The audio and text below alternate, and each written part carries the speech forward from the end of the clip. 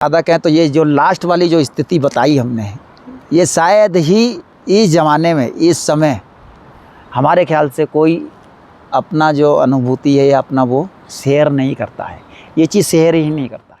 हाँ, और शायद हमको लगता है ये वीडियो देखने के बाद किसी से ज़्यादा पूछने की ज़रूरत भी नहीं पड़ेगी। आप अपना साधना में लग जाना, शायद आपको बहुत लाभ होगा। आपको पूरा ही इसमें पूरा ही अनुभूति बता देंगे। तो कुंडली शक्ति कोई ऐसी जागृत थोड़ी ना हो जाता है कि बस हंसी मजाक थोड़ी ना। आपका इस जन्म अचानक क्या हुआ, सूक्ष्म शरीर निकल गया अचानक। अच्छा, सूक्ष्म शरीर निकल गया। सूक्ष्म शरीर निकल के सामने खड़ा हो गया, एकदम चोटी पे चढ़ गए। अचानक शिव जी निकल आए नीचे से। हाँ, और शिव जी निकल आए और शिव जी के हाथ में ऐसे त्रिशूल है कि आपका शरीर नदी में जा रहा है, उड़ के जा रहा है, ऐसा महसूस भी हो सकता है कि उड़कर जा रहा है। हमने पहले वीडियो में भी बताया था कि जितना आप, ये नहीं कि खाली ध्यान में लगे हैं, 10-10 साल तक लगे हैं, कुछ हो ही नहीं रहा है। अगर आपको अपना ध्यान भी बढ़ाना है तो हमारा लक्ष्य कुछ ऐसा था इस वीडियो के माध्यम से कि कई बार साधक क्या है भटक जाता है, या कई बार क्या होता है साधक डरता है, भय करता है। तो हमने आपको बता दिया भय की ज़रूरत नहीं है। बहुत से लोग पागल भी हो जाते हैं। ये बात हमने आज तक कभी किसी को बताया नहीं, वो तो चलो आगे साधकों के लिए ये मदद मिले तो बता दिया। तो हमने, गुरुदेव ने भी मना किया था कि नहीं बताना।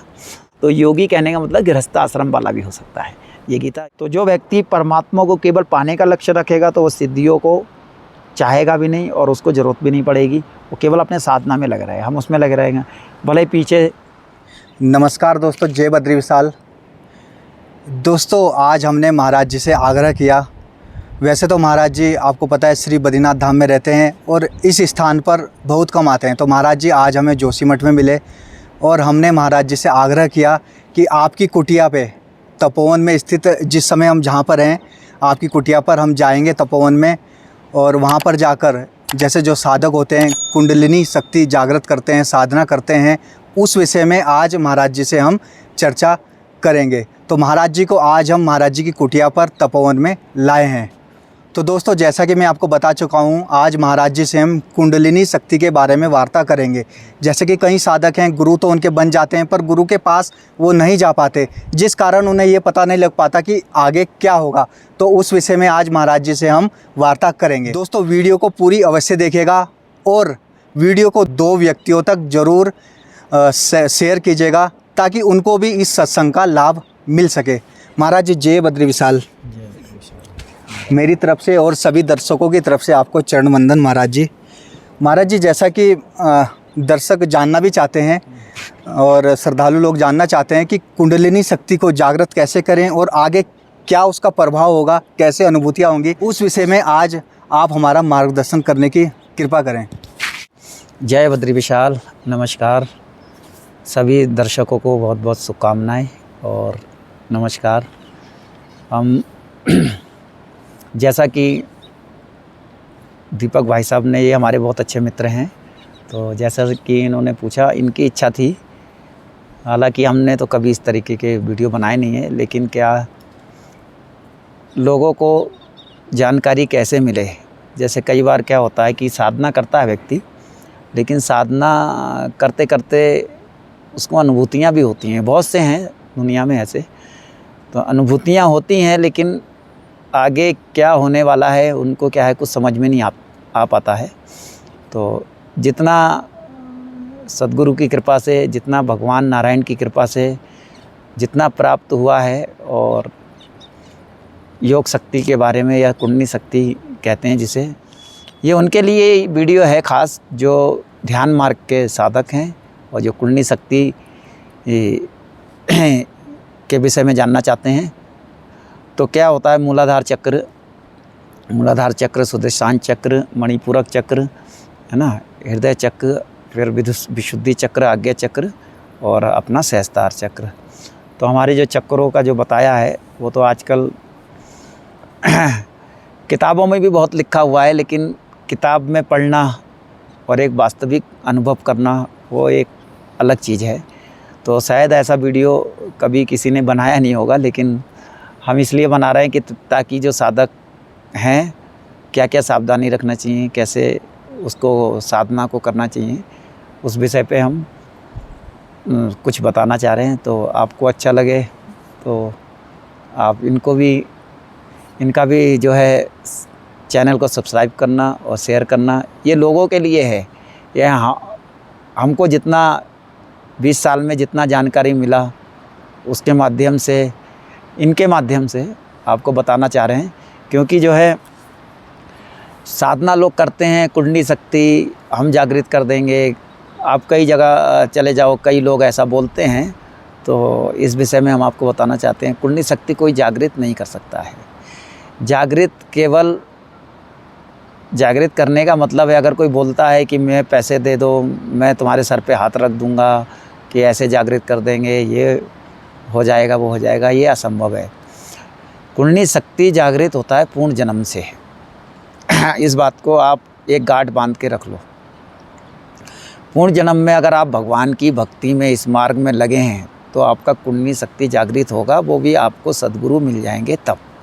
सद्गुरु की कृपा से कुंडली शक्ति जागृत होगा, बाकी आप कितना पूरा जीवन लगा देंगे, आपका कुंडली शक्ति जागृत नहीं होगा। उसका कारण है आपने पिछले जन्म में, अब आप जन्म तो मिलते हैं, अब आप किस जन्म में क्या चाहते हैं, है ना? भगवान को प्राप्त करना चाहते हैं, या साधना के माध्यम से कोई सिद्धि प्राप्त करना चाहते हैं, या साधना के माध्यम से कि हमारा घर वैभव हम पे इतना वो हो जाए, वो प्राप्त करना चाहते हैं, तो उसी हिसाब से आपको फल मिलता है पूर्ण जन्म की साधना से। अगर आप केवल परमात्मा, जैसे गीता में भगवान ने कहा है कि जो अर्जुन को कहा कि तू योगी बन, योगी बनने को क्यों? तब से ऊंचा, है ना, शास्त्र ज्ञानी से ऊंचा तपोनिधि होता है, तप करता है, तब से ऊंचा योगी को बताया है। शास्त्र ज्ञानी मतलब जो शास्त्रों का ज्ञान, जिसने सारे शास्त्र पढ़े हैं, रटे हैं, बचपन से ही सारा अध्ययन किया है, तो उनको शास्त्र के द्वारा भगवान का अनुभव हो जाता है कि भगवान इस तरीके से हैं। तप के द्वारा भी भगवान का अनुभूति हो जाती है। योगी के लिए क्यों कहा गया है? योगी के लिए इसलिए कहा गया कि योग जो है, योग बोले तो शक्ति, हमारे अंदर की शक्ति, वो बिना पढ़ा लिखा, उसको कुछ ज्ञान नहीं है, कुछ पढ़ा लिखा नहीं है, लेकिन फिर भी उसको शास्त्र का ज्ञान हो जाता है। क्यों हो जाता है? क्योंकि ये ब्रह्मांड चलाने वाला कौन है? परमात्मा। इसमें शक्ति मेन है, ये शक्ति चला रही है। परमात्मा केवल एक सहयोग, जैसे एक सहयोग है शिव और शक्ति। शिव जैसे बोलते हैं ना, शिव में अगर शक्ति नहीं होगी तो कहते हैं शव है। तो इसी तरीके से ये पूरे ब्रह्मांड को शक्ति चलाती है। तो इसीलिए हमको कुंडली शक्ति क्या चीज़ है? कुंडली शक्ति ही वही चीज़ है। जैसे हम भोजन करते हैं तो भोजन को पचाता कौन है? हमारा शक्ति। हमारे अंदर जब तक शक्ति है तो हमारा शरीर ये चल रहा है, उठ रहा बैठ रहा है। शक्ति निकल जाती है तो सारी कहानी ख़त्म हो जाती है। तो इसमें क्या सावधानी रखनी है? एक तो किसी ने पूछा भी था कि शक्तिपात के बारे में, तो शक्तिपात क्या होता है? शक्तिपात जो होता है, जो हमने आपको पहले वीडियो में बताया था, गुरु का दर्शन, जो सद्गुरु होते हैं उनका दर्शन हमको आज्ञा चक्र में हो जाए तो उसको शक्तिपात बोलते हैं। दो तरीके से शक्तिपात होता है। एक तो हमारे मूलाधार चक्र में अगर कोई वाइब्रेशन या कुछ होता है ना, तो उसको शक्तिपात बोलते हैं।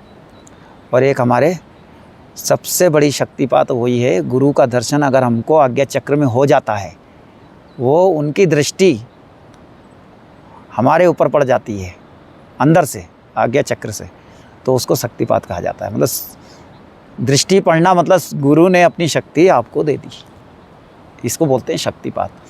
तो बिना शक्तिपात के कुंडली शक्ति जागृत होना या उसकी अनुभूति होना असंभव है। तो पहला ये तो आपके वही है, पिछले जन्म में आपने बहुत साधना किया है, बहुत साधना करते करते आप फिर भी रह गए, फिर आपको वो जन्म मिलता है। फिर सद्गुरु की कृपा से वो मुकाम तक आप पहुँचते हैं, सद्गुरु मिलते हैं, फिर आप वो साधना करते हैं। क्या होता है, अगर आप इसके साधक हैं तो आपको क्या करना चाहिए? प्रथम ये है कि आपके साथ कई शुरू में कई, पहले वीडियो में बताया था हमने, शुरू में कई घटनाएं होती हैं। जैसे आप ध्यान कर रहे हैं तो ध्यान में आपको सूर्य नारायण का दर्शन होगा, एक झलक। ये सारे शुरू के स्टेप बता देते हैं आपको। जैसे आप ध्यान कर रहे हैं तो आपको सूर्य नारायण का दर्शन होगा, दर्शन होके चला जाएगा। जैसे ध्यान कर रहे हैं आप, सुबह 4 बजे बैठते हैं तो 6 बजे तक सूर्य उदय का समय होगा, तो उदय का समय हो रहा है, उदय हुए नहीं है लेकिन उदय का समय हो गया, तो आपको एकदम झलक दिखेगा कि सूर्य नारायण का दर्शन हुआ और वो चले गए। फिर चंद्रमा का दर्शन होता है, कभी आपको तारे का इस तरीके से, तारे जैसे कि दिखेंगे, जैसे आकाश में तारे दिखते हैं, वो तारों का दर्शन होता है। फिर आपका जैसे जैसे ध्यान बढ़ता जाएगा, साधना बढ़ती जाएगी, तो आपको दृश्य दिखना चालू हो जाएंगे। जैसे हिमालय के दृश्य है ना, हिमालय के दृश्य दिखेंगे, कभी आपको पहाड़ी दिखेंगी, कभी आपको झरने दिखेंगे, कभी नदियाँ दिखेंगे, कभी मंदिर दिखेंगे। ध्यान में आपको ये अवस्था, कुंडली शक्ति आपकी जागृत नहीं हुआ है लेकिन उस मार्ग में आप लग गए हैं, आपको ये चीज़ें होने लग जाएं तो आप समझ लो आपका मार्ग सही चल रहा है। फिर उसके बाद शक्तिपात का तो हमने आपको बता दिया। फिर उसके बाद क्या होता है, जब आप साधना पे बैठते हैं, शुरुआत में क्या होता है, जब आपके अंदर शक्ति प्रवेश करना शुरू करेगी, या आप साधना है तो आप इस तरीके से भी बैठ सकते हैं, ये भी ध्यान करने की मुद्रा है। कई जिसको जैसा लगे ऐसे भी बैठते हैं, कुछ लोग पद्मासन में भी बैठते हैं, है ना। हम तो ज़्यादातर इस तरीके से बैठते हैं। इस तरीके से आपने शिव भगवान की फ़ोटो भी देखा होगा, कई में शिव भगवान इस तरीके से बैठे हैं। तो उसमें क्या होता है कि जैसे आप शुरू में साधना कर रहे हैं तो आपके साथ कुछ ऐसी घटना घट सकती है, जैसे कि आप बैठे हैं तो आपका शरीर, आप साधना में बैठे हैं, मंत्र का जाप कर रहे हैं, 1000 मतलब जैसे आप एक दिन में 21,600 सांसें लेते हैं। तो जो साधना करने वाला है, जैसे कि बहुत से लोग कहते हैं कि संत महात्माओं की उम्र कैसे बढ़ जाती है, अब उम्र बढ़ने का हम बता देते हैं। वो तो हमने अनुभूति किया है सब चीज़ों का, तो इसलिए अनुभूतियाँ भी हैं और एक अपना अनुमान भी रहता है, क्योंकि जैसे कि 21,624 घंटे में व्यक्ति सांस लेता है। तो जब आप साधना करते हैं तो क्या होता है, साधना में सांस की गति धीमी हो जाती है। जैसे आप साधना कर रहे हैं, जैसे आम व्यक्ति क्या है, पूरी सांस लेता है, ठीक है, लेकिन जैसे एक ने पूछा था कि सांस कितने बार लेना चाहिए, छोड़ना चाहिए, ऐसा हमने कुछ भी नहीं किया है। जो कई लोग सिखाने वाले हैं, अभ्यास करने वाले हैं, जब भगवान की कृपा होती है तो इन चीज़ों की कोई ज़रूरत नहीं पड़ती। जैसे आप भगवान पे समर्पण होके, भगवान ने गीता में कहा ना कि अर्जुन मेरे समर्पण हो जाए, उसके बाद तेरा योगक्षेम मैं कर दूंगा। तो योगक्षेम भगवान कृष्ण भगवान ही कर देते हैं। समर्पण होना है बस आपको किसी के पास वो योगा सिखाते हैं या वो ऐसा करते हैं, ये अष्टांग योग, आपको अष्टांग योग में जाने की ज़रूरत ही नहीं है। अष्टांग योग करते रहोगे सारी ज़िंदगी और कुछ हासिल नहीं होने वाला है। लास्ट में कुछ थोड़ा बहुत हो जाएगा, बात अलग है, लेकिन गुरु की कृपा और भगवान की शरणागति है ना, ये दो चीज़ अगर जीवन में हो जाए तो ये आपको कुछ भी करने की ज़रूरत नहीं है। अष्टांग योग करने को कर सकते हैं, अगर किसी को आता है तो कर सकते हैं, उसमें वो भी नहीं है, क्योंकि इस बात को भी नहीं काट सकते। जिनको अगर आता है तो वो कर सकते हैं, तो उसमें आपको साधना में लाभ मिलेगा।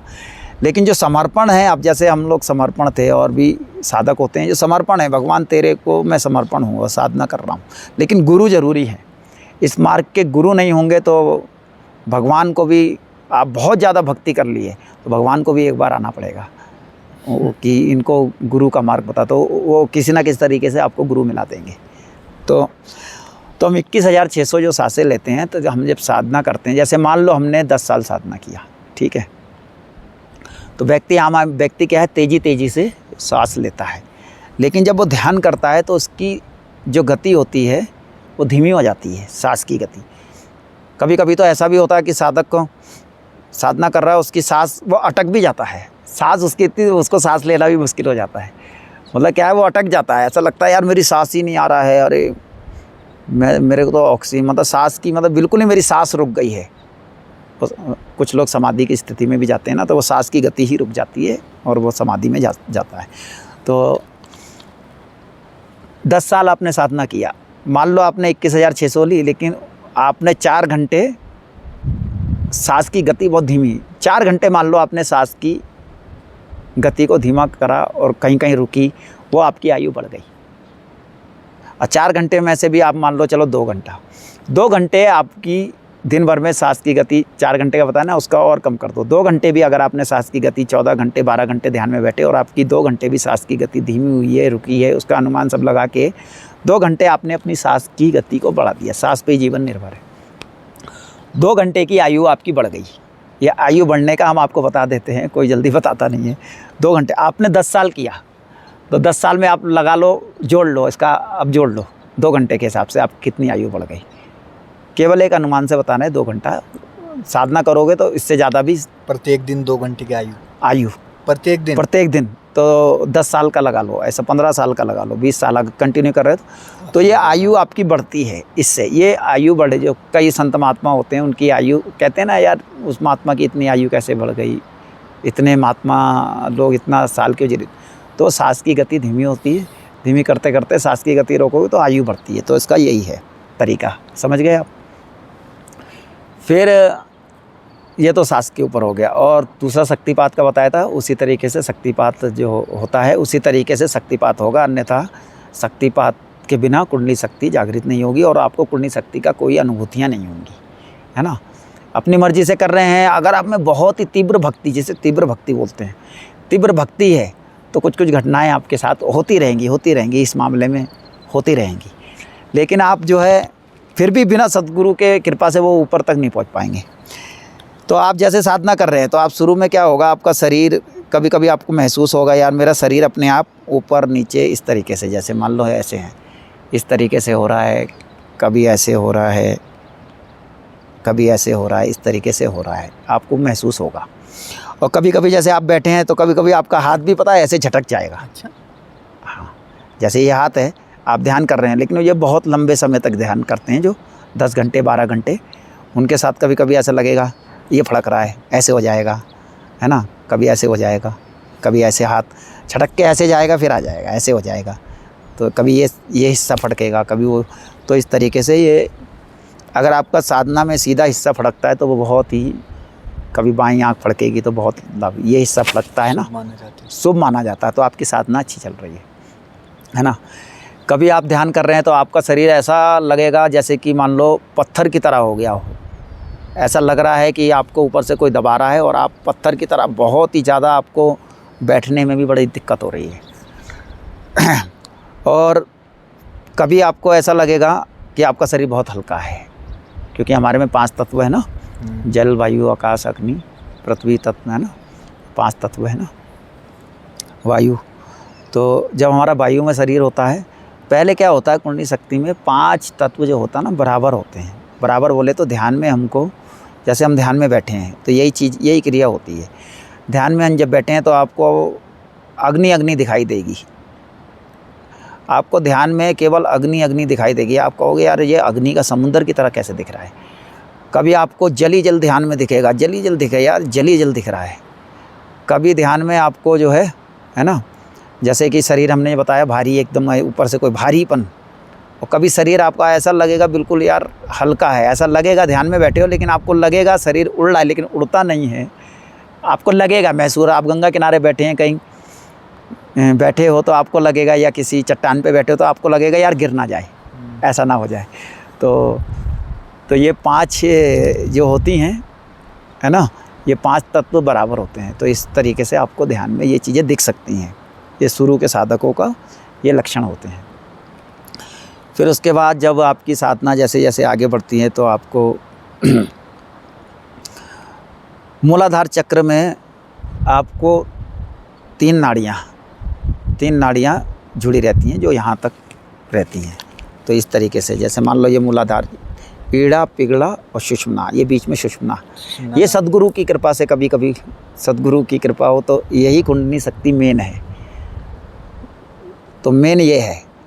और एक चीज़ और है, हाँ याद आ गया, जैसे कि सांप, कहते हैं ना सांप कुंडली मार के बैठा हुआ है, तो आपको बाकायदा आप ध्यान में बैठे हैं तो आपको फुसकार, जैसे सांप की फुसकार होती है ना, इस तरीके से आपको फुसकार की आवाज़ भी सुनाई देगी आपके कानों में, हाँ स्पष्ट है। और इससे पहले, होने से पहले ना आपको अनंतनाद कान, जैसे कान में एक अनंतनाद शब्द होता है वो आपको सुनाई देगा। अनंतनाद शब्द ज़्यादातर बाई में सुनाई देता है। 2 नाड़ी चलती है ना, सूर्य और चंद्र नाड़ी, सीधे में सूर्य और उल्टे में चंद्रनारी। तो क्या होता है कि शब्द जिसका योग शक्ति जागृत होने लग जाता है तो उसको कान में, जिसको अनंतनाद शब्द होता है ना, वो सुनाई देने लगता है अपने आप। वो जो जिनको सुनाई देता है उनको महसूस होता होगा। आप जितना एकांत में, जैसे ये एकांत जगह है, तो जैसे एकांत में रात में जब बैठेंगे तो वो स्वयं आपको सुनाई देगा। वैसे तो क्रिया भी होती है, वो क्रिया सद्गुरु बताते हैं, क्रिया भी होती है, अनंतनाद की क्रिया है ना, ध्यान की क्रिया, फिर वो मंत्र की क्रिया, वो सब होती है, वो गुरु की कृपा से। और हम तो गुरु बनते नहीं।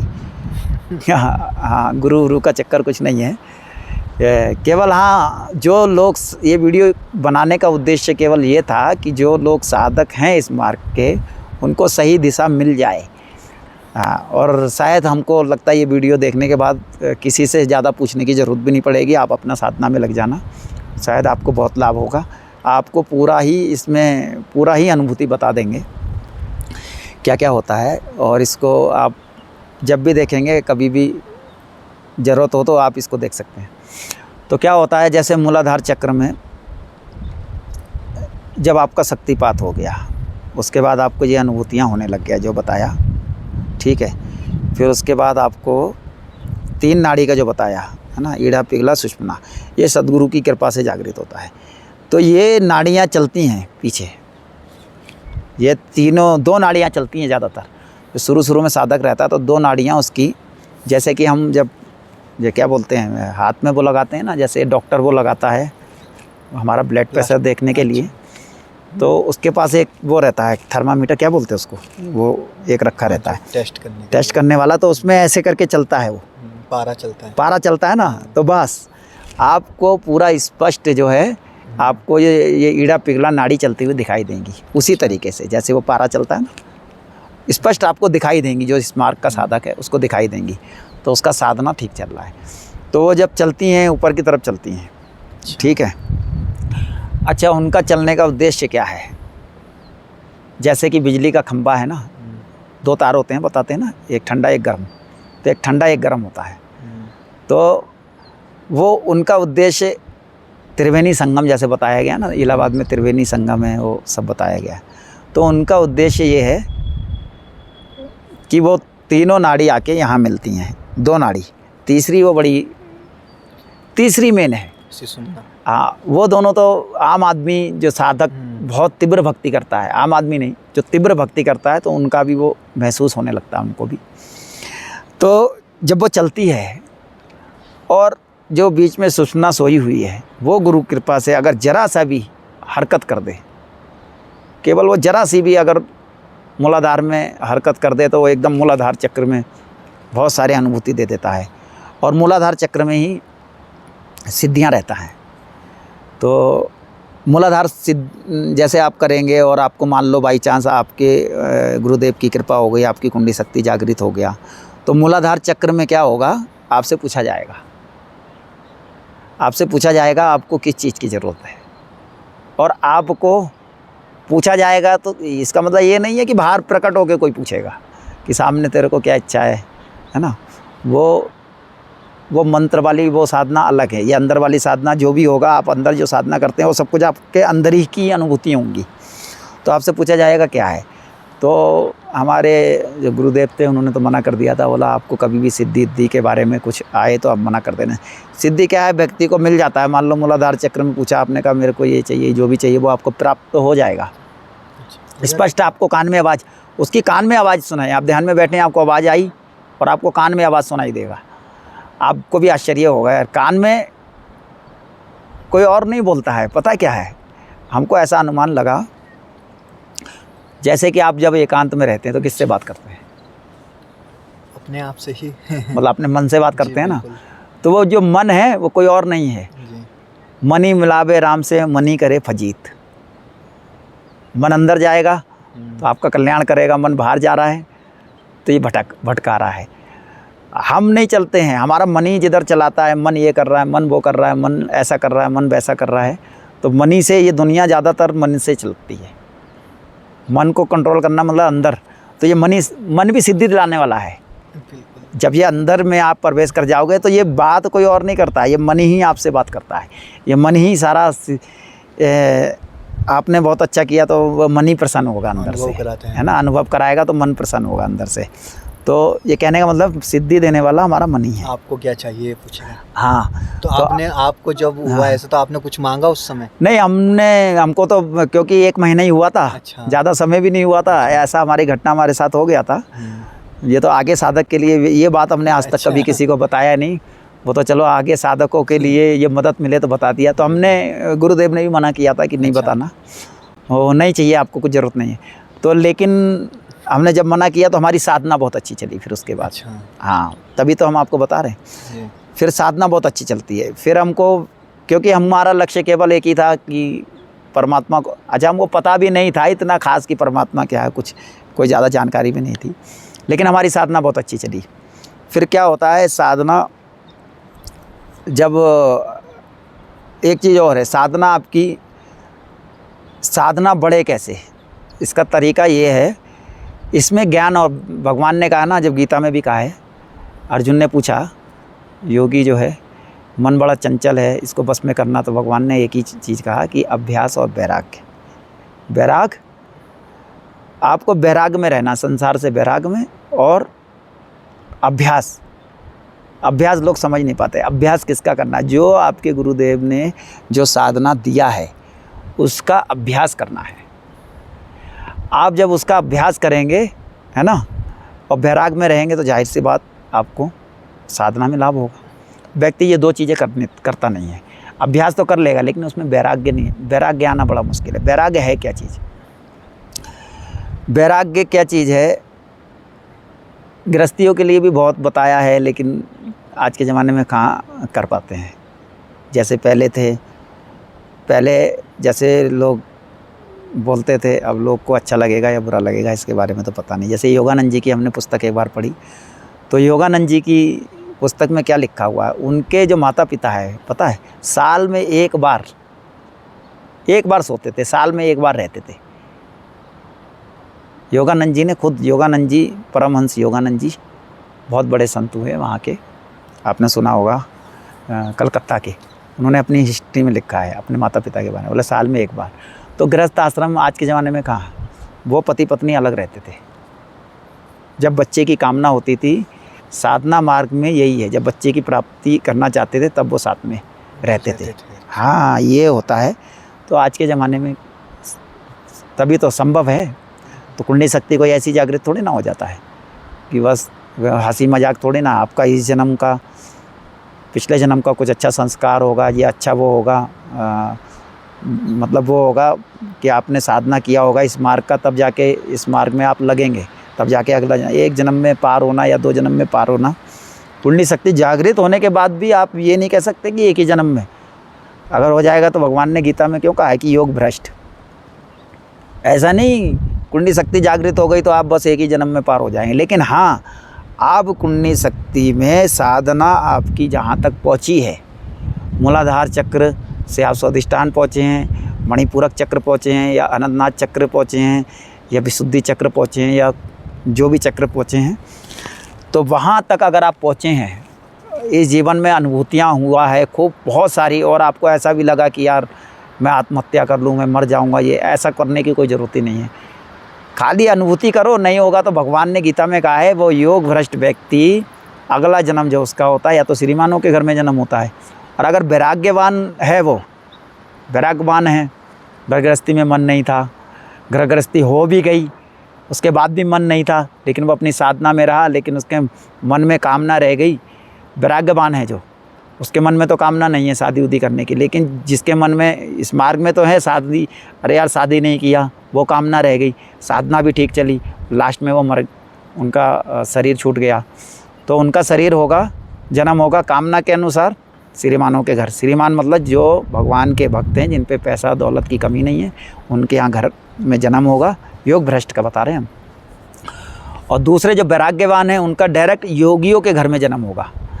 योगी मतलब क्या होता है, योगी सब हो सकते हैं। योगी खाली एक कपड़े से नहीं कह सकते कि लाल कपड़े पहने हैं या पीले कपड़े पहने हैं या सफ़ेद कपड़े पहने हैं कि योगी। योगी मतलब आप भी हो सकते हैं, आप अंदर की साधना करते हैं, आपको अनुभूति होती है, आप भी योगी हो सकते हैं। गृहस्थ आश्रम वाला भी योगी होता है।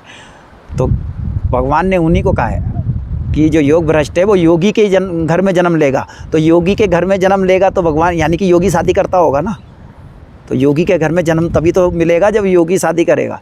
तो योगी कहने का मतलब गृहस्थ आश्रम वाला भी हो सकता है। ये गीता आप पढ़ेंगे तो गीता में स्पष्ट लिखा हुआ है ना।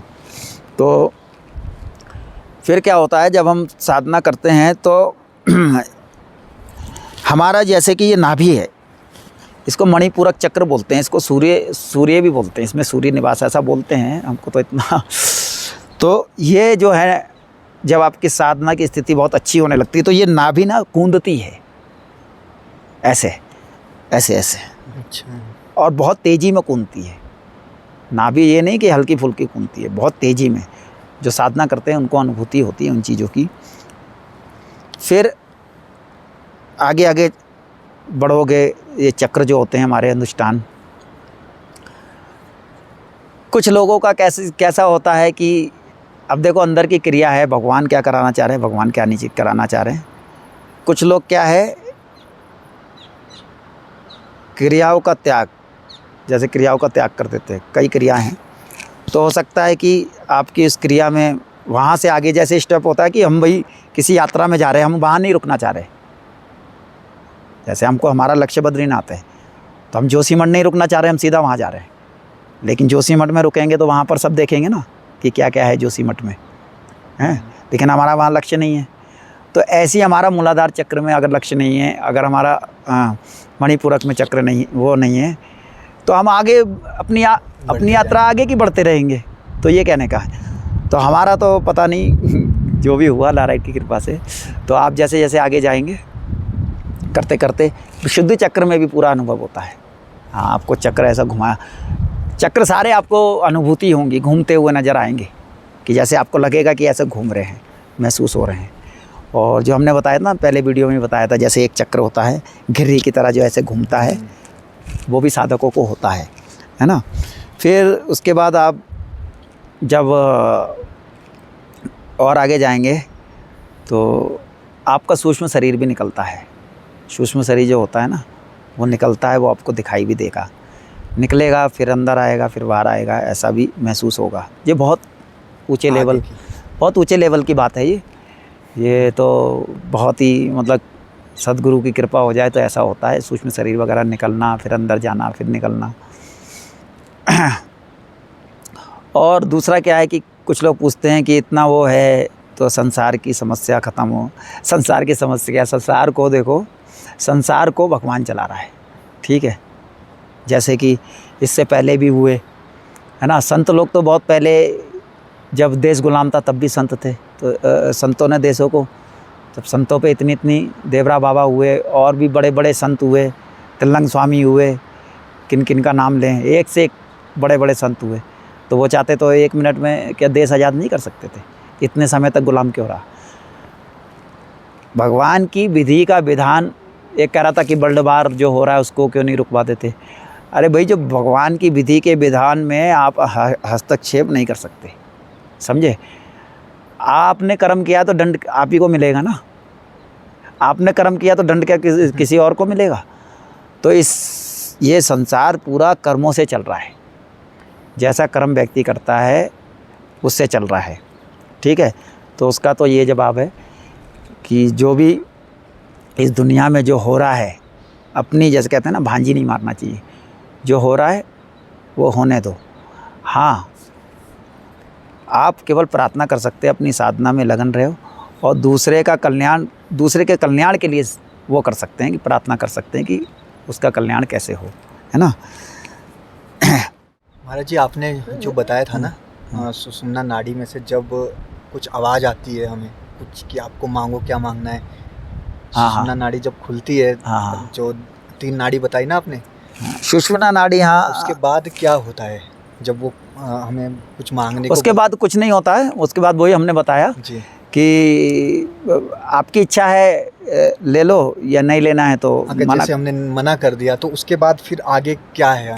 उसके बाद वो 2 नाड़ी बहुत स्पीड में चलने लगती है ऊपर। हाँ, अच्छा। और आपका शरीर एकदम जैसे अकड़ जाता है, ऐसे एकदम अकड़ जाएगा शरीर, और बड़ी स्पीड में चलती हैं वो, एकदम ऊपर काम करना चालू कर देती हैं। वो ऊपर चलते चलते हमसे कुछ गलती हुआ था, हाँ समाधि, फिर पहले बता देते हैं। एक बार क्या हुआ, गंगा जी के किनारे, देखो ये साधना करनी है तो वैराग्य का पहले बता रहे थे हम, वैराग्य का, फिर बीच में भूल गए हम।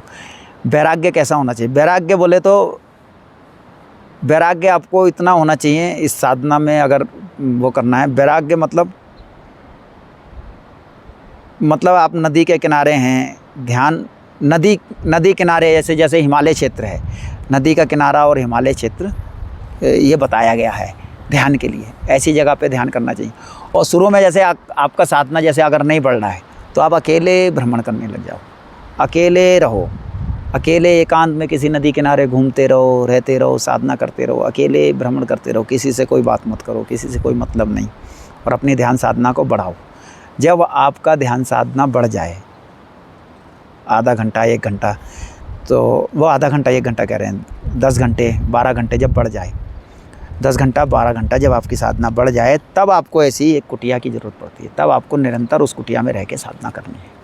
जब तक आपकी साधना नहीं बढ़ी है, जब तक आप भ्रमण करके बढ़ाओ, नदी के किनारे रह के बढ़ाओ। नदी के किनारे सबसे श्रेष्ठ माना जाता है। स्नान करना है, ध्यान करना है, या फिर ऐसी हिमालय वाला क्षेत्र हो जहाँ एकदम शांत वातावरण हो, वैसा साधना बढ़ने के बाद।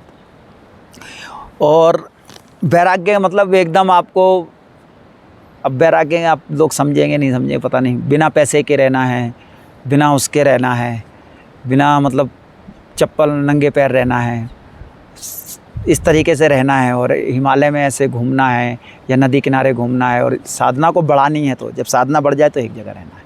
तो ये साधना वैराग्य मतलब वही हो। हम लोग जब शुरू में रहते थे बद्रीनाथ में, सेवा में लग गए ना, तो इसीलिए अगले साल से सेवा में नहीं रहेंगे, इसी कुटिया पे रहेंगे और नर्मदा किनारे रहेंगे, क्योंकि साधना को अब फिर से उसी लाइन में लाना है आपको। जैसे अगर साधना आप कर रहे हैं, आपकी साधना जैसे एक बार सिद्ध हो जाती है ना, तो आप कभी भी साधना, जैसे हमको काफ़ी समय हो गया, अभी हम 10 साल से लगभग, ज़्यादा नहीं बैठे हैं, 10 साल हो गए हमको सेवा करते, नहीं 15 साल हो गए सेवा करते। 15 साल से हमने साधना तो केवल हमने शुरू में 4-5 साल ही किया, उसमें ही जो भगवान की कृपा से जो प्राप्त हुआ वो तो फिर भगवान की सेवा, वो तो बताया था कैसे लगा, कैसे लगा वो तो सब बता दिया था हमने। तो सेवा में क्या है, सेवा में रहने से क्या हुआ, वो जो ध्यान मार्ग था वो कम हो गया। ध्यान बोले तो सुबह बैठते थे तो 1-2 घंटा बैठते थे, कहाँ पहले 10-12 घंटे बैठते थे, अभी 1-2 घंटा बैठते हैं, है ना। तो अब क्या है, अब फिर से साधना मार्ग में आना है तो सेवा को अब साइड में रखना है, क्योंकि अब जैसा जैसा उम्र व्यक्ति का देखना चाहिए ना, उम्र जैसे निकल जाए तो फिर अपना मार्ग पकड़ना चाहिए। भगवान की कृपा से, उनकी कृपा से जितना सेवा हो गया अच्छी बात है। अब यहाँ कुटिया पे रह के साधना करेंगे, नर्मदा किनारे रहेंगे, जैसा भी रहेगा। फिर हम जो साधना करते हैं, जो किया था, जो हमने बताया, आपका नाभि ये कुंता है, ये आपको एहसास होता है, दोनों नाड़ियाँ चलती हैं। जो सुषुम्ना रहती है वो क्या होता है, जैसे आप ध्यान कर रहे हैं, जब आपकी ध्यान की स्थिति बहुत ही बढ़ जाती है और आपके कान में मान लो बहुत तेज़ आवाज़ आती है, जब आपकी ध्यान की स्थिति बहुत अच्छी हो जाती है तो आपके कान में भी निरंतर 24 घंटे आवाज़ आती है, पता आपको?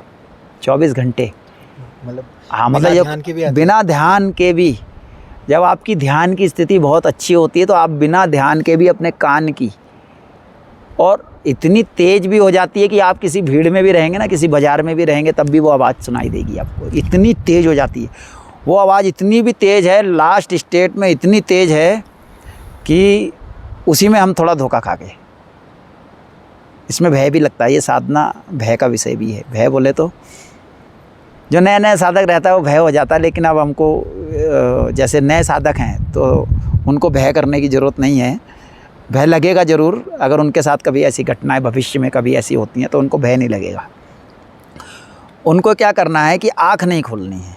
जब साधना करनी है तो उसको कितना भी भयंकर अंदर शोर, आवाज़, अनंतनाद या कुछ भी सुनाई दे रहा है, कितनी भी तेज़, भले ही आपको ऐसा लग रहा है मेरा कान फट जाएगा, उस स्थिति में भी उसको अपने कान नहीं खोलने। अगर वो उस चीज़ को कंट्रोल कर गया तो वो साधना में जो समाधि, जिसको बोलते हैं समाधि की स्थिति, पा सकता है। ठीक है, आप साधना कर रहे हैं, आपको कभी ये चक्र घूमता हुआ दिखाई दे रहा है, कभी ये दिख रहा है ना, ये सारी चीज़ें दिखती रहेंगी आपको। लास्ट में गलती क्या हुआ, गलती से पहले एक विषय और बताना चाह रहे थे, वो भूल गए थे। क्या हुआ, एक बार हमारे 3 शरीर हैं। 3 शरीर कैसे कहेंगे, ये शरीर तो एक माध्यम है, इसको स्थूल शरीर बोलते हैं, ठीक है। और हमारे अंदर एक सूक्ष्म शरीर होता है, सूक्ष्म शरीर, और एक होता है कारण शरीर, ठीक है। सूक्ष्म शरीर जैसे हम सपने में देखते हैं वो सूक्ष्म शरीर, हम जो खाते पीते हैं, जो हजम होता है वो कारण शरीर है ना।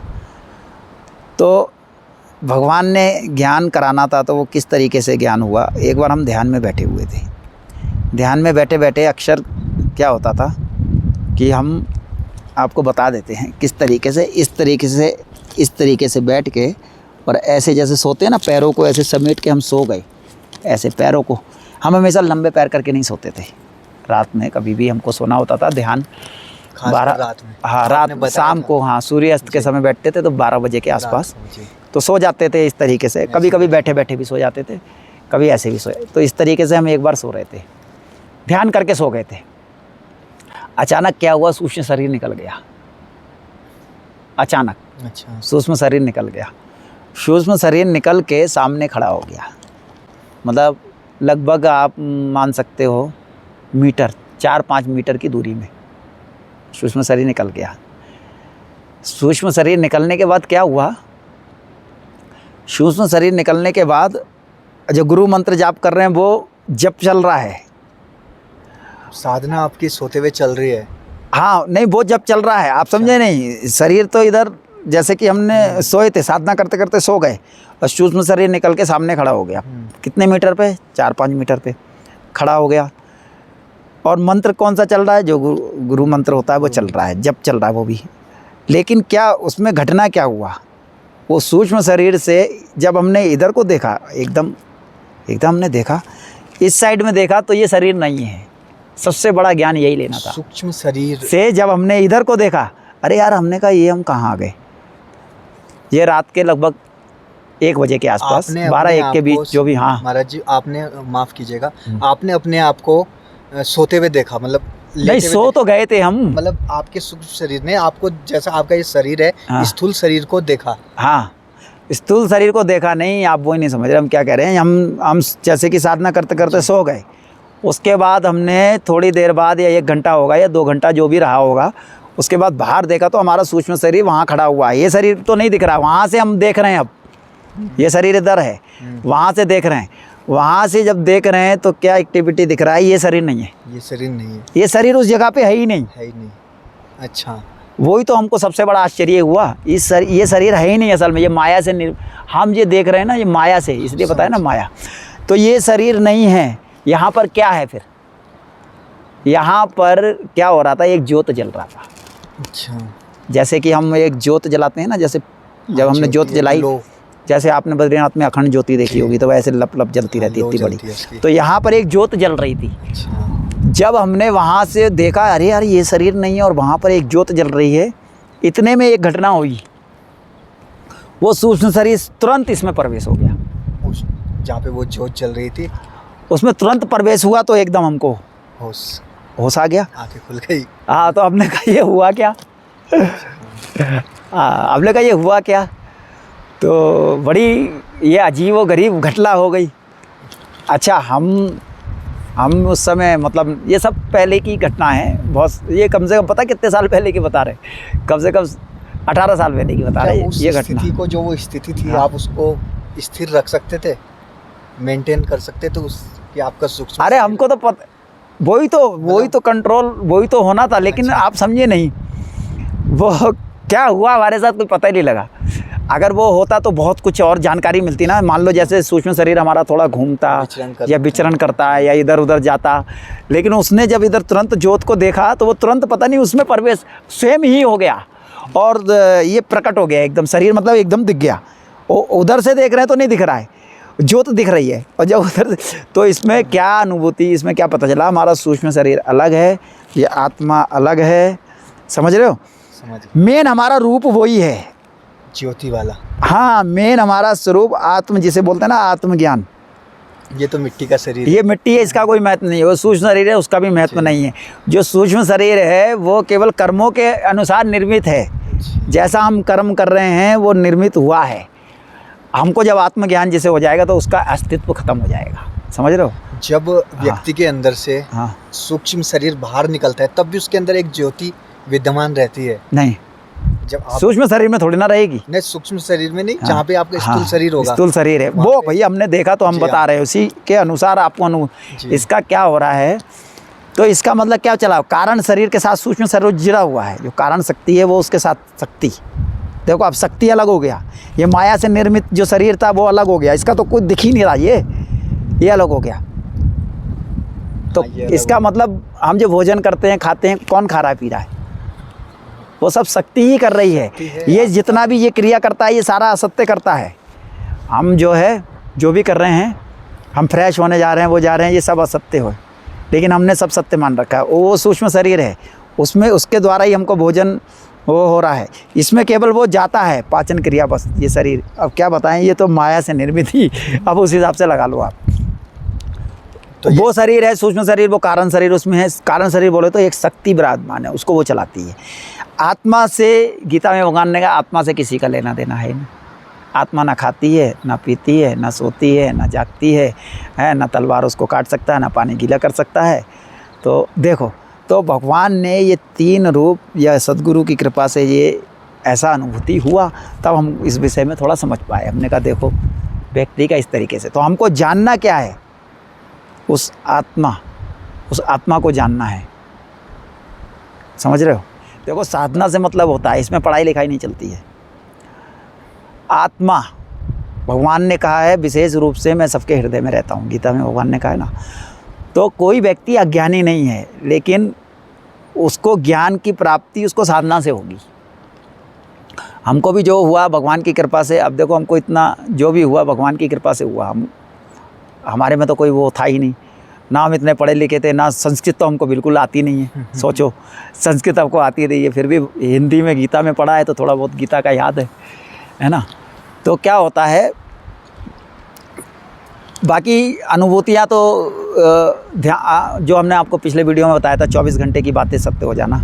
तो क्या होता है, जब आपकी योग शक्ति जागृत होने लगती है, इस मार्ग में जब आप आ जाते हैं, तो आपके जो सपन होते हैं ना, वो सपन भी सच हो जाते हैं। जो आपको पिछले वीडियो में बताया था ना, सपनों का देखना, वो सत्य हो जाना। कुछ तो 5 साल बाद भी सच होते हैं।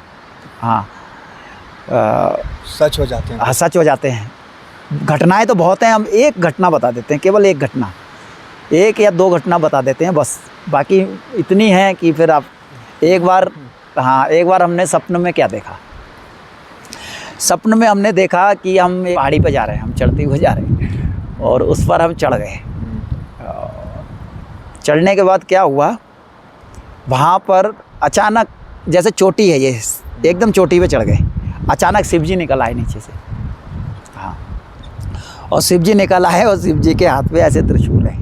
मतलब शिव जी, जैसे ये चोटी है तो शिव जी आधा निकल कर आए, और निकलने के बाद फिर वो जब हम ऊपर बढ़े तो पता क्या करते हैं, आँख बंद करते हैं, आँख खोलते हैं, आँख बंद करते हैं।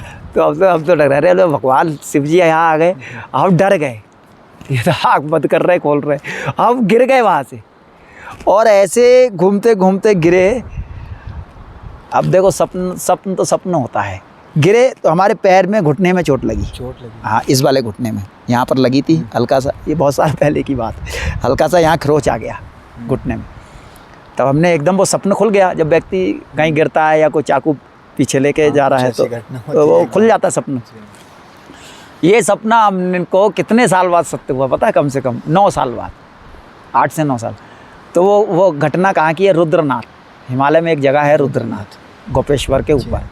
तो हम उसमें गए थे दर्शन। हम कई सालों से सोचते थे रुद्रनाथ जाएंगे, लेकिन जा नहीं पा रहे। उस साल जब हम गए तो वहाँ पर क्या हुआ, 1 किलोमीटर पहले ही हम गिर पड़े।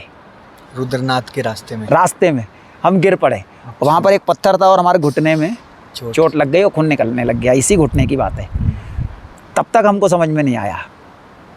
तब हम जब रुद्रनाथ गए, जब वहाँ पर हमने दर्शन किया रुद्रनाथ जी, तो रुद्रनाथ जी का इतना दर्शन है, मुख का दर्शन होता है। मुख का दर्शन है ना, आपने देखा है यहाँ पर इतना दर्शन है, बगल में त्रिशूल भी लगा है। जब हमने इतना दर्शन, शिव जी का दर्शन किया, अरे हमने कहा यार रुद्रनाथ के बारे में हमने बड़ा सुना था। रुद्रनाथ तो हम सोच रहे थे कि वहाँ कोई शिवलिंग होगा शिवलिंग का दर्शन होगा, शिवलिंग ही होते हैं दर्शन। आप कभी रुद्रनाथ जाएंगे तो आप साक्षात भगवान का, शिव का इतना दर्शन पाएंगे। भगवान वो गंगा जी भी देखा होगा आपने, जटा भगवान की, वो सब, अरे क्या दिव्य दर्शन है। बहुत अच्छा दर्शन। तो हम उसको देख के आश्चर्य हो गए, हमने कहा हम शिवलिंग का दर्शन करने आए थे, यहाँ तो भगवान के पूरे स्वरूप का दर्शन है। तो रुद्रनाथ जी का बहुत सुंदर दर्शन है। जब वहाँ दर्शन करके जब हम कमरे में रुके तब हमको याद आया, यार अरे यार हमको तो एक सपना आया था और वो सपना बिल्कुल ऐसा मेल। अब देखो रुद्रनाथ कितनी चोटी पे है, बिल्कुल चोटी पे है, और रुद्रनाथ जी का दर्शन, फिर हमारे वो चोट लगा, तब वो सपने की याद आ गई। तो देखा, तो 9 साल बाद वो सपना पूरा हुआ। इस बात को अब व्यक्ति विश्वास करे या ना करे, तो ये साधना मार्ग में कोई भी, अब हम तो कोई बड़ी बात, लोग दुनिया में कुछ भी बोलते रहे। एक तो बोल रहा था क्या वो, एक तो कोई बोल रहा था सनातन को क्यों बदनाम कर रहे, इसमें बदनाम करें लोगों का, सनातन को इसमें क्या बदनामी हो रही है आप बताइए, इसमें क्या बदनामी। सनातन जो हमारे, जो साधना नहीं करते उनकी तो बात ही नहीं करना है, जो साधना करते हैं, जो इस मार्ग के हैं, उनको सोचो कितनी, वो खुद जानते हैं उनको कितनी इस चीज़ से प्रेरणा मिलेगी, कितना उनको मदद मिलेगा। तो हम तो चाहते हैं कि उनको मदद मिले। महाराज जी ऐसा भी होता है ना, जो लोग बिल्कुल जानते नहीं है इस बारे में, वो सोचते हैं ये तो सब आप अपने मन से बता रहे हो, मतलब ऐसी झूठी कहानी बना रहे हो। मन का नहीं, जो व्यक्ति करेगा भाई, आप करोगे, अब आप संसार है उसमें ज़्यादा फंसे रहोगे तो आपको क्या अनुभूति होगी, सोचो, है ना। जब आप इस मार्ग के हैं, जब आपको ज्ञान हो गया और आपके पूर्ण जन्म के वो अच्छे हैं, पूर्ण जन्म के आप इस मार्ग में भगवान को ही पाना चाहते थे, लेकिन किसी तरीके से जन्म हुआ तो आपको वही मिलेगा ना। गीता में भगवान ने कहा है ना, जो व्यक्ति जहाँ तक पहुँच गया है, आप साधना में अगर यहाँ तक पहुँचे हैं तो आपको साधना यहीं से मिलेगी, मूलाधार चक्र से नहीं मिलेगी आपको साधना यहाँ। अगर ऊपर स्वाधिष्ठान में पहुँचे हैं, हृदय चक्र में पहुँचे हैं, विशुद्धि में जहाँ जहाँ पहुँचे हैं, है ना, तो वहाँ से आपको साधना मिलेगी। आज्ञा चक्र तक पहुँचे हैं तो आज्ञा चक्र से ही डायरेक्ट साधना मिलेगी। ये भगवान का, यही तो परमात्मा का सबसे बड़ा विधान है। अच्छे कर्म करोगे तो अच्छे का फल मिलेगा, बुरे कर्म करोगे तो बुरे का मिलेगा, है ना। तो आपकी साधना, आपने बुरे भी किए हैं और साधना भी किया है तो कहीं ना कहीं फल जरूर, हाँ, तो बुरे का भी मिलेगा। लेकिन जो साधना आपने जहाँ तक करे हैं, ये नहीं आपने बुरे कर्म किए हैं तो वो साधना आपकी डाउन हो जाएगी, इस जन्म में भले ही हो जाए, समझ रहे बात को। लेकिन अगला जन्म में जो साधना है, क्योंकि व्यक्ति का जो जन्म होता है वो शुद्ध करके ही उसको मिला जाता है। कुछ उसके कर्म ऐसे रहते हैं जो उसको अगले जन्म में भी भोगना पड़ते हैं, कुछ किसी के बहुत रहते हैं ना। तो जैसे कि आपने वहाँ तक पहुँचे हैं तो अगला जन्म जो होगा तो डायरेक्ट आप उस साधना से उस लेवल तक होंगे, आपको वहाँ तक करने की ज़रूरत नहीं है। ये भगवान का विधान है ऐसा, है ना। फिर क्या हुआ, और जो सपने वाला जो आपको दृष्टांत बताया, ये तो हमारे कितने हुए, कितनी घटनाएं घटी, उसके अनगिनत हैं, उसमें ज़्यादा नहीं जाना है, ये तो होती रहती है। रुद्रनाथ वाली अनगिनत घटनाएं हैं, बहुत सारी घटनाएं हुई। तो इस विषय में कुछ आपकी 24 घंटे की भी घट जाती हैं, 24 घंटे में भी, 24 घंटे बाद ही सच हो जाते हैं सपने, वो भी, हाँ वो भी होता है, ऐसा भी होता है। 24 घंटे में भी हो जाता है। अच्छा। 24 घंटे तो छोड़ो, 12 घंटे में भी हो जाता है। आज रात को कुछ या दिन में सपना आया, हाँ, और कल सुबह भी वो घटित हो जाएगा, शाम को या हाँ, सुबह वो, तो आपको आश्चर्य हो जाएगा, यार मैंने ये तो सपने में देखा था। अच्छा। हाँ, इस विषय पे हम क्यों करते हैं, क्योंकि ये साधना मार्ग, जो योग शक्ति, कुंडली शक्ति जिसे बोलते हैं, जो इस मार्ग का है और उसको इन चीज़ों की अगर अनुभूति होती हैं तो उनके साथ ये घटनाएं घटेंगी 100%, हम आपको बता देते हैं। और वो अपने एक गुरुदेव का भी आपको हमने बताया था, 24 घंटे में वो घट गई थी वो घटना। वो बिल्कुल ऐसी घटना थी जैसे रात में सपना देखा, और हमारे गुरुदेव आने वाले थे, सपने में देखा, पहले सपने में देखा गुरुदेव आए हैं नाव से, उसका ऋषिकेश गीता भवन 1 नंबर घाट पे थे हम। सपने में देखा कि गंगा जी से गुरुदेव आ रहे हैं और गुरुदेव इधर घाट पे उतरेंगे और हम जा रहे हैं। जाने के बाद गुरुदेव को हम प्रणाम करेंगे।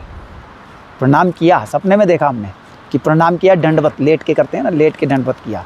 उसके बाद गुरुदेव आए, उन्होंने हमको केवल देखा, ऐसे देखा, और वो चुपचाप काले रंग का कोट पहने हुए हैं और मतलब पोशाक मतलब सुंदर सी वो पहने हुए हैं, और वो सीधा फिर हमको ऐसे देखा और निकल गए, है ना। वही 24 घंटे की बात मतलब देखा शाम को, और शाम को वो घटना घटित हो गया। हाँ कि गुरुदेव सामने नाव से आ रहे हैं, और किसी ने, बताने वाले ने बता भी दिया कि आज महाराज जी वहाँ, हम बता भी रहे हैं कहाँ की घटना है। ये परमात्मा निकेतन में आरती में आए थे हमारे गुरुदेव, तो हरिद्वार में ऋषिकेश परमात्मा निकेतन है ना, वहाँ पर ऋषिकेश में। वो जो नाव होती है ना, कभी कोई विशेष कोई आता है तो वो सीधा नाव 1 नंबर घाट पे उतरती है। हाँ नाव हाँ सीधा वहीं आती है। तो किसी ने कहा कि आज वो महाराज जी आने वाले हैं, तो हमने कहा अच्छा। हम गए वहाँ पर, और वही सीन वैसे ही हुआ। मतलब नाव से आए, वो उतरे और हमने दंडवत किया, और हाँ हमने शायद उनको कुछ दक्षिणा भी देना चाह रहे थे, तो उन्होंने मना कर दिया। हाँ उनको कुछ दक्षिणा देना चाह रहे थे, उन्होंने मना किया, केवल हमारी तरफ देखा और निकल गए। वही सीन हुआ, वो सच हो गया। बिल्कुल 24 घंटे में वो सच। तब आपको तो इस मार्ग में, इस साधना में ये चीज़ें फिर घटित होती रहती थी, बहुत सारी घटनाएं घटी। तो फिर हम ज़्यादा आश्चर्य, जो साधना करता है इस मार्ग में, जो रहता है, वो उनको कोई आश्चर्य की बात नहीं है। आश्चर्य के लिए किसके लिए बात है? जिन्होंने इस मार्ग की साधना या भक्ति मार्ग में आए नहीं है, उनके लिए, उन्हें कुछ पता हाँ, नहीं महाराज जी, तो उन लोगों के लिए थोड़ा विचित्र लगेगा कि ऐसा कैसे हो सकता है।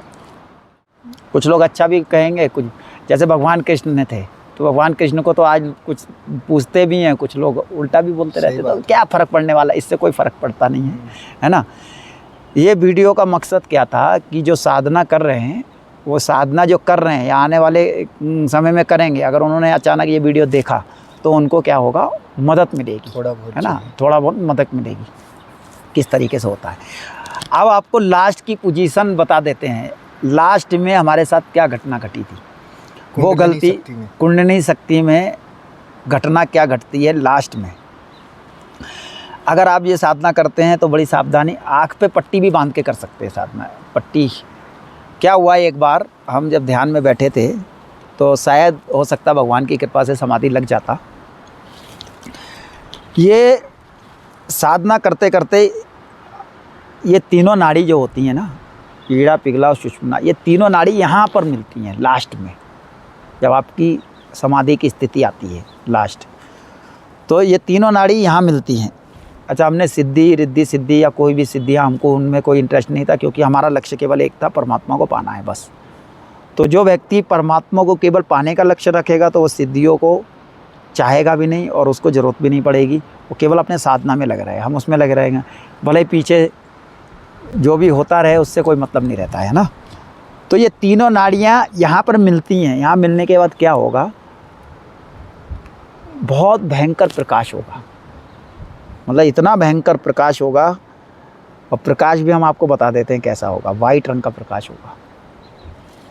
और इतना भयंकर प्रकाश, और इतना भयंकर आपके कान में, दोनों कान में। शुरू में तो आप जब साधना करते रहेंगे तो आपको एक कान में आवाज़ आएगी, ज़्यादातर बाएं में आती है ना। किसी किसी को हो सकता है राइट में भी आए, लेकिन हमको ज़्यादातर बाएं में आती थी, है ना। तो ये तीनों जब आके यहाँ मिल जाती हैं तो प्रकाश होता है। तीनों मिलती हैं तब, दो चलेंगी, दो जब तक नहीं, जब नीचे से भी उठ के वो वहाँ जाएगी, तीनों सुषुम्ना नाड़ी, तो भयंकर प्रकाश होता है। तो भयंकर प्रकाश होने के बाद क्या होता है कि दोनों कान में, जैसे हम ट्रेन की जो आवाज़, हॉर्न बजता है, इतनी तेज़ आवाज़ हो जाती है, वाह, उसको सुनना ही असंभव हो जाता है। तो कुछ समय तक तो हमने उसको सुना, और सुनने के बाद क्या हुआ, वो बैठे हुए हैं और वो हो भी रहा है और सुन भी रहे हैं, लेकिन वो आवाज़ इतनी तेज़ हो गया, वो प्रकाश होने के बाद वो प्रकाश ऐसे जाने लग गया। वो पता कहाँ जाता, जाता कहीं नहीं, वो यहाँ जाता, सहस्त्रार पे। यहाँ जाने के बाद समाधि लगती है। उस समय हमको उस चीज़ का ज्ञान हुआ। लेकिन हमारी गलती क्या हुआ, बस ये नेत्रों को खोल दिया, सबसे बड़ी गलती है। तो जो जब आँखों को ये खोल दिया, नेत्रों को खोल दिया, तो वो जो जितना भी था ना, वो नष्ट हो गया, वो सब चला गया, सब चला गया। लेकिन वो जो कान में जो आवाज़ आ रही थी, ध्वनि, वो कम से कम, वो आती रही, वो कम से कम 30 सेकंड तक आई। अच्छा, उस आँख खोलने के बाद भी 30 सेकंड तक आई थी आवाज़। बस वो अगर भय हम उस समय वहाँ नहीं खाते आवाज़ का, तो शायद आज नारायण के चरणों में या जो भी होता, आज आपसे हमारी मुलाकात हुई। होती ना होती वो तो भगवान की इच्छा है। भगवान जाने। लेकिन हमको ये पता चल गया कि वो समाधि की स्थिति थी, जी। वो समाधि में। तो ये वीडियो बनाने का हमारा यही लक्ष्य था। अगर आप इस मार्ग के साधक हैं तो ये जो लास्ट वाली जो स्थिति बताई हमने, ये शायद ही इस ज़माने में, इस समय हमारे ख्याल से कोई अपना जो अनुभूति है या अपना वो शेयर नहीं करता है। ये चीज़ शेयर ही नहीं करता है, ये बताता ही नहीं है। पर तो महाराज हाँ, जी, बस हम तो इसलिए बता दिया कि शायद हमसे ये गलती हुआ है, आग जो खोल दी हमने। शायद आप इस मार्ग के जो साधक हों, तो आप जीवन में अगर इस मार्ग के साधक हैं, कभी भी कुछ भी हो जाए, आपकी साधना बढ़ जाए तो आँख पे पट्टी बांध के साधना करना। लेकिन गलती से भी आपको अंदर की जो भी अनुभूतियाँ हो, गलती से भी आँख नहीं खोलना है। चाहे भले ही आपका शरीर ऐसा लगा, आप नदी किनारे बैठे हैं, कि आपका शरीर नदी में जा रहा है, उड़ के जा रहा है, ऐसा महसूस भी हो सकता है कि उड़कर जा रहा है, लेकिन वो जाता नहीं है। लेकिन आपको साधना में लगे कि उड़कर ऐसा लग रहा है नदी में ना चला जाएगा, इधर ना गिर जाए, खाई के किसी पत्थर पे बैठे ध्यान कर रहे हैं, इधर ना गिर जाए, उधर ना गिर जाए। आपको गलती नहीं करना है। ये शरीर कुछ भी नहीं है, नष्ट हो जाए, कुछ हो जाए, लेकिन हमको आँख नहीं खोलनी है साधना में। बस ये चीज़ का ध्यान रखना है। तो और भी बहुत सारी अनुभूतियाँ, वो तो बाकी जो मेन बात थी, वो आपने हाँ, जो समाधि में जाने के लिए जो बताया था, अगर साधक जो है आगे उनसे गलती, कभी इस तरीके का गलती ना हो, ये अगर वीडियो देखेंगे वो गलती ना करे, देश विदेश में जहाँ पर भी। और आप इसको थोड़ा इंग्लिश में भी आप इसको ट्रांसलेशन करके इंग्लिश में भी कर देना, ताकि देश विदेश में भी लोग देखें। क्योंकि हमारे इंडिया से बाहर भी लोग मेडिटेशन बहुत करते हैं, मेडिटेशन ध्यान साधना बहुत करते हैं। तो भगवान की कृपा से हम चाहते हैं उनको मदद मिले। बाकी हमारा क्या है, हम भी अब भगवान की कृपा से साधना में लगेंगे फिर से, और फिर से प्रयास करेंगे। नहीं तो भगवान को तो समर्पण है। हाँ, एक चीज़ और है, अगर कुंडली शक्ति जागृत करना है, जैसे कि भागवत में कहा गया है कि नव ज्योति जगाने वाला, एक आरती में आता है, ये अमर ग्रंथ, ये मुक्ति पंथ, नव ज्योति जगाने वाला। तो ये श्रीमद् जो भागवत है, ये नव ज्योति, जो हमारे अंदर नव ज्योति, इसको जगाने वाला है। हमने पहले वीडियो में भी बताया था कि जितना आप, ये नहीं कि खाली ध्यान में लगे हैं, 10-10 साल तक लगे हैं, कुछ हो ही नहीं रहा है। अगर आपको अपना ध्यान भी बढ़ाना है तो भगवान की भक्ति, भगवान को समर्पण होके भगवान को समर्पण होके आप जितना साधना करेंगे, उतनी जल्दी आप इस लक्ष्य में प्रवेश कर जाएंगे। तब भगवान कहते हैं योगक्षेम मैं करूँगा ना, तब योगक्षेम भगवान करेंगे। आपको करना कुछ नहीं है, भागवत गीता जितना सुनना है सुनो, श्रीमद् भगवत गीता जो महापुराण है वो, और गीता जितना पढ़ना है पढ़ो, रामचरितमानस की कथा जितनी सुनना है सुनो। जितना इसमें आप लीन रहोगे, और ध्यान मार्ग का, सद्गुरु की कृपा से आपको ध्यान मार्ग का, उस मार्ग का सद्गुरु मिल जाए और वो आपको प्राप्त हो जाए, और ये 3 चीज़ आप कर लो, तो हम 100% गारंटी देते हैं कि आपकी कुंडली शक्ति जागृत करने में कोई भी नहीं रोक सकता। कुंडली शक्ति जागृत करने का तरीका बता रहे हैं। और भोजन में ये नहीं है, भगवान ने गीता में कहा है ना कम खाओ ना ज़्यादा खाओ, तो आप 2 टाइम भोजन कर सकते हैं, ना ज़्यादा ना कम, भूखे भी नहीं मरना है। भगवान ने गीता में स्पष्ट कहा है। योग की प्राप्ति के लिए, जब आप योग को प्राप्त करना चाहते हैं तो आप ना ज़्यादा करें भोजन ना कम करें। और जब आपका योग प्राप्त हो जाएगा, जैसे कि आपका ध्यान साधना, जब आपकी वो शक्तियाँ जागृत होना शुरू हो जाएंगी, जब आपको महसूस होने लग जाएगा, तब आप अपना भोजन स्वयं ही कम हो जाता है, कम करने की ज़रूरत ही नहीं है। तब आपका जो भोजन है ना वो स्वयं ही, लेकिन ज़बरदस्ती जिसे बोलते हैं हठ योग नहीं करना है। इसमें हठ योग नहीं करना है। अब ये नहीं भगवान की हम भक्ति कर रहे हैं, अरे भगवान खाएंगे नहीं, भगवान भक्ति नहीं होगी, ऐसा कुछ नहीं है। भगवान को भोग भी लगा सकते हैं। भगवान को आप भोग लगाएं, भगवान को आप मतलब भोग लगा के आप पाएँ, कोई दोष नहीं लगेगा। और अपना ध्यान मार्ग भी कर रहे हैं वो भी करें, कोई दोष नहीं लगेगा। तो ऐसा नहीं है, नहीं मैं तो ये भगवान की भक्ति कर रहा हूँ, मैं खाऊंगा नहीं खाऊंगा तो भगवान मेरे से नाराज़, ऐसा कुछ नहीं है। जो गीता में भगवान ने कहा, गीता की वाणी सुनो, भगवान की गीता की वाणी।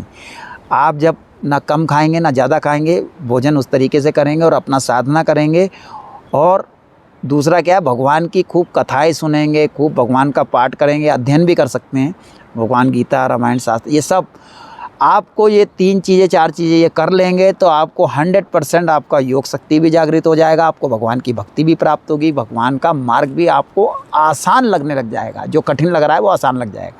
जैसे पूछ रहे हैं ना कि भगवान की प्राप्ति कैसे हो, बहुत से लोग पूछ रहे थे, तो यही मार्ग है। एक बार और बता देते हैं, ना कम खाना है ना ज़्यादा खाना है, ठीक है। और आपको भगवान की श्रीमद् भागवत कथा, जिसमें धुंधकारी की कथा और समुद्र मंथन की कथा, 24 अवतार की कथा और राम जी की कथा, कृष्ण भगवान की, ये सारी कथा भक्ति से सुननी है। हमारे अंदर भगवान हमारे हैं, मैं भगवान का हूँ, इस तरीके से सुननी है। कथा को हृदय में उतारना है, सुनने के बाद उसका चिंतन भी करना है। और जब भगवान के प्रति अगर आपको प्रेम हो जाए तो उनके प्रति रोना भी है कि आप प्राप्त नहीं हो रहे, उनके प्रति रोना भी है। और गीता, रामायण पाठ भी करना है और कथा भी सुननी है। जितना हो सके 24 घंटे उसमें रहना है। और आपको न्यूज़ से, पेपर से, दुनिया में क्या चल रहा है, हमको क्या मतलब है, इन चीज़ों से भी दूर रहोगे तो बहुत अच्छी बात है। क्या चल रहा है क्या नहीं चल रहा है वो भी नहीं, थोड़ा बहुत देख लिया, वो उसमें ज़्यादा इंटरेस्ट नहीं, थोड़ा बहुत अगर इंटरेस्ट है तो थोड़ा देख लिया, उसके ज़्यादा उसमें घुसना नहीं है कि वो राहुल गांधी क्या कह रहा है या मोदी क्या कह रहा है या ये, हाँ कौन क्या कह रहा है, सब सही कह रहे हैं, ठीक है, थोड़ा सुन लिया, ठीक है, हो गया, बस इस तरीके से। मतलब अपना मन केवल भगवान में लगाना है, समझिए आप। तो इस तरीके से आप भगवान की प्राप्ति कर सकते हैं। नवज्योति जगाने वाला श्रीमद् भागवत, उसको खूब सुनो, और श्रीमद् रामायण खूब पाठ करो, इनकी कथाएं सुनो, शिव महापुराण की खूब सुनो, और किसी एक को इष्ट देव बना के भगवान कृष्ण को, नारायण को, राम को और उनके प्रति लगन करो। और आप ध्यान मार्ग के, हाँ हम ये जरूर करते हैं, जप तो करते हो, अगर कोई जप वाला गुरु मिले हैं तो जप भी करो, जप जैसे करते हैं तो जप भी करो, उसको भी मना नहीं है। लेकिन ध्यान मार्ग जो हमने बताया, इस मार्ग से आपका जैसे रामचरितमानस पढ़ोगे तो नाम का आधार बताया है, राम नाम का जो बताया है कि सिमरन करने से कलयुग में जो है, तो उसकी चौपाई हमको थोड़ा हमने बताया ना, ज़्यादा पढ़े लिखे नहीं है इसलिए चौपाई नहीं आ रहा है। तो राम जी का नाम, जो नाम है, गुरु मंत्र है, उसकी नौका बनाओ आप, ध्यान मंत्र की। गुरु महाराज जी वो मंत्र देंगे, उसकी साधना करो।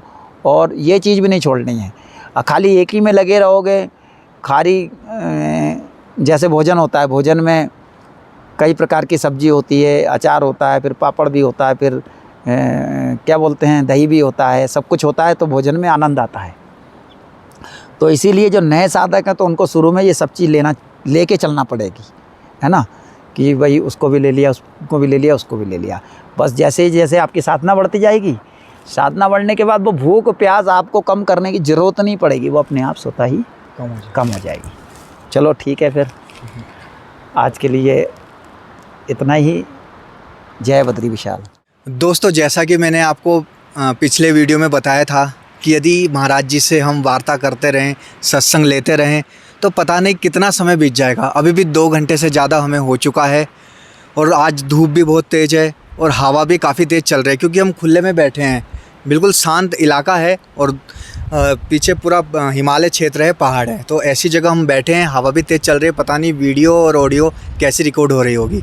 तो दोस्तों, अगर आपको ये वीडियो अच्छी लगे तो 2 व्यक्तियों तक ज़रूर ये वीडियो आप शेयर करना, ताकि उनका भी लाभ हो सके और उनको भी साधना के बारे में पता लग सके, कहीं ना किसी रूप में शायद उनका लाभ हो जाए। तो 2 व्यक्तियों तक ये वीडियो अवश्य ही शेयर करें। और दोस्तों, वीडियो को लाइक भी ज़रूर कीजिएगा, चैनल को सब्सक्राइब कीजिएगा, और कमेंट में जय बद्री विशाल यदि आप कुछ जानना चाहते हैं तो आप कमेंट में लिख सकते हैं। तो ठीक है दोस्तों, इस वीडियो में इतना ही। धन्यवाद। जय बद्री विशाल। जय बद्री विशाल। वैसे जानने की हमको लगता है आवश्यकता नहीं पड़ेगी, क्योंकि लगभग ये वीडियो ही इसलिए बनाया है कि जो साधक साधना कर रहे हैं उनको वो खुद अनुभूति करेंगे इस चीज़ का। धन्यवाद, है ना। अगर आपको अच्छा लगे और आपको महसूस लगता है कि हमारे लायक है या दूसरे के लायक ये वीडियो है, तो आप कर सकते हैं शेयर, ताकि दूसरे को भी लाभ हो। क्योंकि बहुत से लोग क्या है, साधना तो करते हैं लेकिन कुछ बताते नहीं हैं, हालांकि गुप्त रखते हैं। लेकिन हमारा लक्ष्य कुछ ऐसा था इस वीडियो के माध्यम से कि कई बार साधक क्या है, भटक जाता है, या कई बार क्या होता है, साधक डरता है, भय करता है। तो हमने आपको बता दिया भय की ज़रूरत नहीं है। बहुत से लोग पागल भी हो जाते हैं, ये साधना ऐसी भी है कि बहुत से लोग पागल भी हो जाते हैं, और लेकिन बिना गुरु सद्गुरु की कृपा से कुछ नहीं होने वाला है। तो इसलिए आगे साधक को साधना में मदद मिले तो आप इसको खूब से ज़्यादा शेयर करना। ठीक है नारायण, जय बद्री विशाल। आप लोग साधना में लगे रहें, आपका कल्याण हो भगवान बद्री विशाल की कृपा से। नारायण नारायण, जय बद्री विशाल। दोस्तों, वीडियो देखने के लिए आपका बहुत बहुत धन्यवाद। कुछ साथी चाह रहे थे महाराज जी की कुटिया देखना, तो दोस्तों महाराज जी ने अपनी कुटिया दिखाई है। बस अभी 3-4 मिनट की वीडियो और बची है जिसमें महाराज जी अपनी कुटिया दिखा रहे हैं। तो ठीक है दोस्तों, चलते हैं और देखते हैं महाराज जी की कुटिया। हमारी कुटिया है, आपको देखना है तो दिखा देते हैं यहाँ से। ये जो है, ये सामने ये कमरा है और ये किचन है। ये कमरा भी बंद है, बंद कर रखा है। एक 10 बाई 10 का कमरा है और ये किचन है 6 बाई 10 का। और ये इधर अभी ये बनाया है इसी साल, थोड़ा इसी साल बनाया है। ये इधर नहाने का स्थान है और इधर ये पानी का, अभी पानी यहाँ पानी का कनेक्शन नहीं है। पाइप तो मंगा रखा है, पाइप दिखा दो। ये पाइप तो इधर मंगा रखा है, लेकिन पानी अभी 300 मीटर की दूरी में है। तो 300 मीटर दूर है पानी। ये टैंक में पानी का कनेक्शन लगाएंगे, इस टैंक में आएगा, फिर इसमें स्नान करने का हो जाएगा। इधर लैट्रिन अभी बना हुआ है, ये बाथरूम भी बना दिया है। बाकी यहाँ लाइट वगैरह सब भगवान की कृपा से सब है। अभी कुछ काम बाकी है, इसमें प्लास्टर वगैरह रह गया है, प्लास्टर नहीं हुआ है इसमें। और फिर इधर अभी इसमें दरवाजे भी लगना बाकी है। फिर इधर आ जाइए, यहाँ से जो है, यहाँ से बाउंड्री होना है। अभी यहाँ पर रात में क्या है, ये पूरा जंगल का एरिया है, जानवरों का थोड़ा खतरा रहता है। तो यहाँ से पूरा अभी बाउंड्री होना है वहाँ तक, वो आगे पेड़ तक वो पूरी जगह है, वहाँ तक बाउंड्री होना है। अभी क्या है, 5 महीने से हम यहाँ पर रहे नहीं हैं। लगभग मार्च से लेकर अभी, अब ये कौन सा महीना है, अगस्त, सितंबर लगने वाला है, अगस्त लास्ट चल रहा है। तो ये अब हम रहे नहीं, 5-6 महीना हो गया। तो ये पूरा इतना झाड़ यहाँ पर हो जाता है। और इधर भी ये एक मंदिर है, ये भी आधा अधूरा बना है, इसका भी काम पूरा नहीं हुआ है। ये मंदिर किसी ने ये मंदिर बनवाया था, आधा बना के छोड़ दिया है वो, फिर उसके बाद बना नहीं। तो भगवान की कृपा से जब होगा तो ये बन जाएगा। यहाँ से यहाँ भी दीवार लेनी है, तो ये पूरा बाउंड्री हो जाएगा। तो ये पूरा क्या है, जानवरों से ख़तरा नहीं रहेगा। यहाँ पर भालू बाघ वगैरह भी रहते हैं। ये सामने जंगल है, इसी जंगल में सारे रहते हैं जानवर। ऊपर जंगल आप देख रहे होंगे, ऊपर जंगल है। ये सामने एक गांव है, करछी गांव बोलते हैं इसको।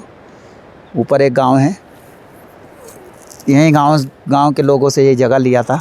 और ये लाइट भी जो है, कम से कम 1 किलोमीटर दूर से ये खंबे लगवाए हैं, 1 किलोमीटर दूर से लाइट आया है। तो ये सारी हमारी ये जगह है कुटिया। यहाँ पर अपना भजन ध्यान साधना जो भी है यहीं करेंगे। अगले साल से बद्रीनाथ दर्शन के लिए जाया करेंगे। बद्रीनाथ में 20 साल हो गए, काफ़ी समय रहते हुए, क्योंकि मंदिर में रहने से सेवा भगवान की मिला, उसके वजह से क्या है, अभी साधना थोड़ा फिर से शुरुआत करना है, साधना भजन फिर बढ़ाना है भगवान की कृपा से। तो ये है हमारी जगह। जैसे यदि महाराज जी यहाँ पर कोई साधक आना चाहे और यहाँ पे कुछ निर्माण करना चाहे तो उसका क्या रहेगा? साधक आना चाहे तो रह सकता है, साधना कर सकता है, इसके ऊपर कमरा बन जाएगा। अगर साधक के लिए बनाना चाह रहे हैं, अगर आप बनाना चाह रहे हैं साधक के लिए हम मतलब कभी कोई आ जाएगा तो अकेला रूम में एक ही कमरा है ना, एक ही कुटिया है, छोटा सा कमरा है, उसमें अब साधना करने वाला 2-3 लोगों के साथ तो नहीं रह सकता ना। तो अगर कोई साधना मतलब अगर हमारे आते हैं तब भी दिक्कत होता है ना। तो अगर ऊपर एक रूम बन जाएगा या हॉल टाइप का बन जाएगा, जिसमें अगर इकट्ठे साथ में रहना चाहे तो ध्यान साधना कर सकते हैं। तो एक पूरा बड़ा रूम बन सकता है, ऊपर लैट्रिन बाथरूम बन सकता है, तो ऊपर भी बन सकता है ध्यान साधना। जो लोग आ गए तो अपना ध्यान साधना कर सकते हैं। कभी आ गए 1 महीने के लिए, 2 महीने के लिए, 3 महीना, जिनकी जैसी इच्छा है ना। दोस्तों, जैसा कि आपने महाराज जी की कुटिया को देखा, महाराज जी की कुटिया चारों तरफ से पहाड़ों से घिरी है, हिमालय से घिरी है। यदि आप महाराज जी को कुछ सेवा करना चाहते हैं तो वीडियो के डिस्क्रिप्शन में मैं आपको महाराज जी की डिटेल दे दूंगा। यदि कोई भी साधक आकर यहाँ पर साधना करना चाहे महाराज जी की कुटिया में, तो वे भी कर सकते हैं, आ सकते हैं। महाराज जी का पता और महाराज जी का मोबाइल नंबर भी मैं वीडियो के डिस्क्रिप्शन में आपको बता दूंगा। जय बद्री विशाल।